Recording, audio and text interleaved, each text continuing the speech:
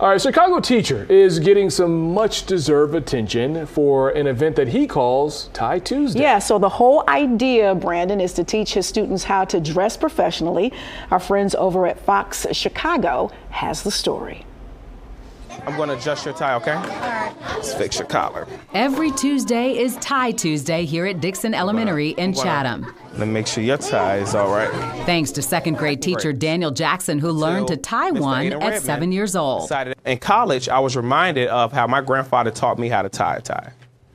And I knew I wanted to be able to teach other young men and women how to tie a tie, just as I've done in our classroom. Tie Tuesday actually started in his fraternity at Illinois State University. He liked it and brought it here when he started teaching 5 years ago.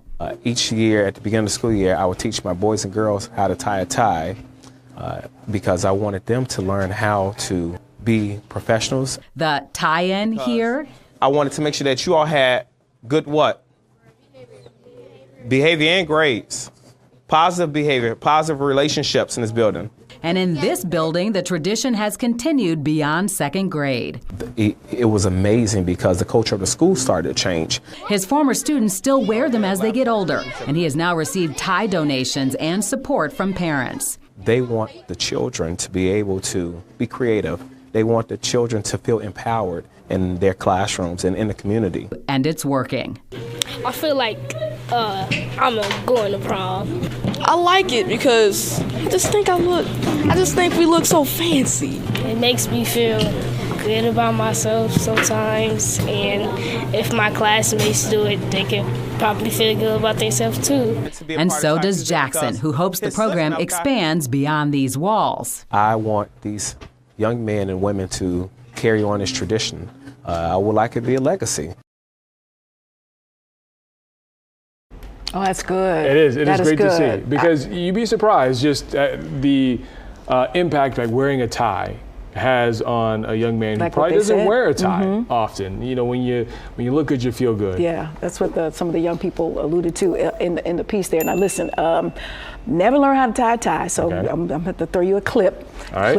Clip that bad boy on. But there's it's an art, especially now as fashion evolves, especially for the guys, you know, and women too who choose to wear ties, like the big thing, and then you have it shaped this way and shaped that way. I'd just be so confused. There's different ways to tie a tie. So, I mean, just with a regular necktie, there's four maybe more different ways to tie a necktie.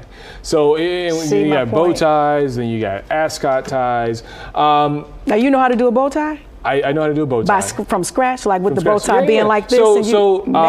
So you're amazing. A few years ago, I wanted to start wearing bow ties. Okay. And on air? Well, no, not on air. Just period. When I go into events. I'd go to events and be like, hey, look, someone gifted me with bow ties. I just kept them in my drawer, my dresser, because I didn't really know how to tie them. So I had to teach myself, and over the course of 24 hours, I taught myself how to tie a bow tie.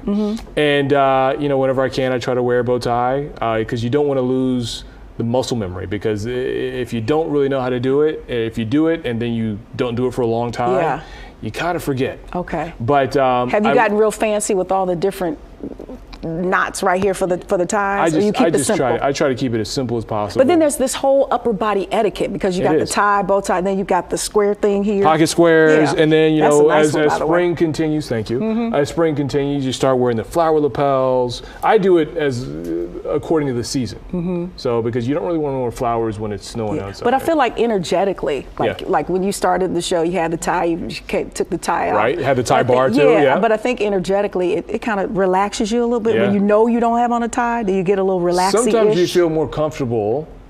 Sometimes I feel more comfortable dressing up than I do dressing down. Okay. But it's just a matter of, I think it's a skill set that you need to have, because you need it for job interviews, you need it for dinners, going out formal dinners, formal occasions. And people, it gets people's attention. Yeah. Well, I don't know how to tie a tie, and I need to learn how to change a tire. I know I'm bad. I'm bad. I'm gonna get it one day. Your husband can help you out, right? He can change the tire. Yeah. That's why I don't have to know.